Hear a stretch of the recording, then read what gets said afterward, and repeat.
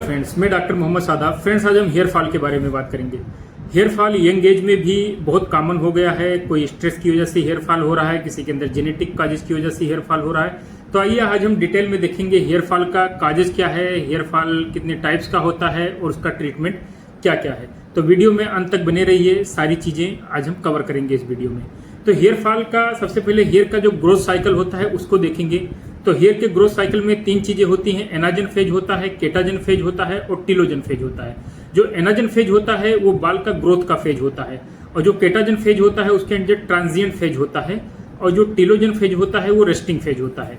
तो इसके बाद हम देखेंगे कॉमन काज क्या क्या है हेयर फॉल का। तो उसको हम अलग अलग पार्ट्स में डिवाइड करेंगे, जैसे न्यूट्रिशनल काज क्या क्या होता है, हार्मोनल काज क्या क्या होता है, और स्ट्रेस इंड्यूस्ड काजेज क्या क्या है। तो सबसे पहले न्यूट्रिशनल काज में फ्रेंड्स हम देखेंगे। तो न्यूट्रिशनल काज जो होता है वो ड्यू टू आयरन डिफिशियंसी की वजह से, जैसे फेरेटिन के लेवल का डिक्रीज होना, उसकी वजह से होता है। दूसरा विटामिन D3 और बायोटिन की कमी की वजह से भी हेयर फॉल होता है, और कभी कभी विटामिन B12 की डिफिशियंसी की वजह से भी हेयर फॉल देखा गया है।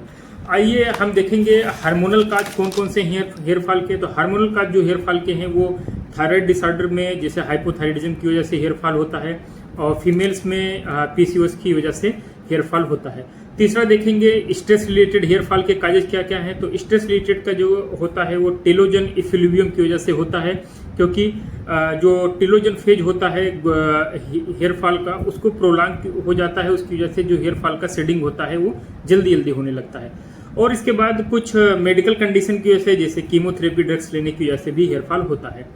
आइए आगे हम देखते हैं टाइप्स, हेयर फॉल के टाइप्स क्या क्या हैं। तो हेयर फॉल के टिलोजन इफ्लूवियम जो होता है वो सबसे इम्पॉर्टेंट है इसमें, क्योंकि इसमें जो हेयर का जो रेस्टिंग फेज होता है वो प्रोलॉन्ग हो जाता है, जिसकी वजह से जो फॉलिकल्स होते हैं वो वीक हो जाते हैं, और हेयर का जो शेडिंग होता है, गिरना होता है, वो बहुत तेजी से होने लगता है। दूसरा जो होता है एंड्रोजेनेटिक एलोपेसिया होता है। एंड्रोजेनेटिक एलोपेसिया को मतलब हम समझ सकते हैं जेनेटिक काज की वजह से होता है। तो इसमें जो हेयर फॉल का पैटर्न होता है, इसमें मेल पैटर्न बाल्डनेस होता है और फीमेल पैटर्न बाल्डनेस होता है। तो इसमें वर्टेक्स और फ्रंटल रीजन में जो एक स्पेसिफिक जगह पर हेयर फॉल होता है। तीसरा जो है वो एलोपेसिया एरिएटा है। एलोपेसिया एरिएटा एक ऑटो इम्यून डिसऑर्डर होता है, जिसमें हमें पेची हेयर लॉस देखने को मिलता है। तो आइए फ्रेंड, आज हम इसके मैनेजमेंट को देखेंगे, क्या क्या इसमें दवाएं हैं, क्या क्या फार्माकोलॉजिकल थेरेपीज हैं, और क्या क्या लाइफ स्टाइल मॉडिफिकेशन कर हम हेयर फॉल को रोक सकते हैं। तो सबसे पहले हमें काज को आइडेंटिफाई करना पड़ेगा, उसके हिसाब से ट्रीटमेंट को स्टार्ट करते हैं। तो सबसे पहले लाइफ स्टाइल मॉडिफिकेशन है। लाइफ स्टाइल मॉडिफिकेशन में स्ट्रेस को कम करना रहता है, प्रॉपर प्रोटीन रिच डाइट लेना रहता है, और इसमें क्या नाम है, जो न्यूट्रिशनल सप्लीमेंट हैं, जैसे बायोटिन की कमी की वजह से होता है, क्योंकि बायोटिन जो होता है वो केराटिन की ग्रोथ को प्रोमोट करता है, और आयरन की कमी है उसकी वजह से, तो आयरन के सप्लीमेंट लेना पड़ेगा, और विटामिन D3 और B12 की कमी की वजह से है तो उसके सप्लीमेंट को लेना पड़ेगा। दूसरी चीज, स्काल्प का भी काजेज होता है हेयर फॉल का, जैसे कि डेंड्रफ की वजह से सीबोरिक डर्माटाइटिस में देखा गया है हेयर फॉल होता है।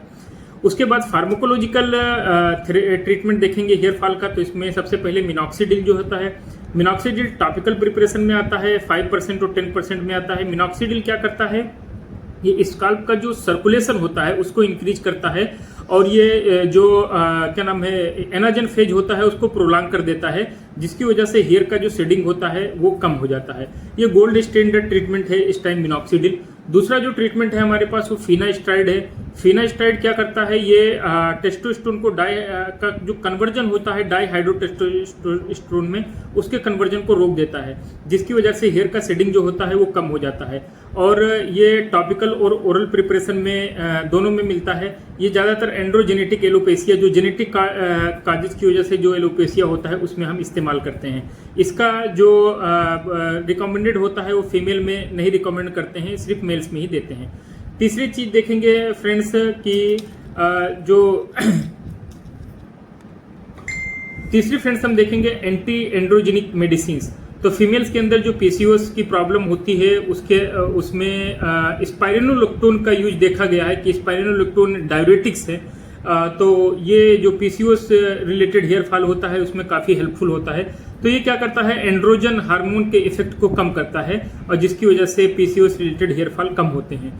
अगर हम एडवांस ऑप्शन की बात करें फ्रेंड्स, जिसमें मतलब अगर इस ट्रीटमेंट से भी अगर हेयर फॉल कम नहीं हो रहा है, तो हमारे पास पीआरपी थेरेपीज हैं, जीएफसी थेरेपी हैं और हेयर ट्रांसप्लांट है।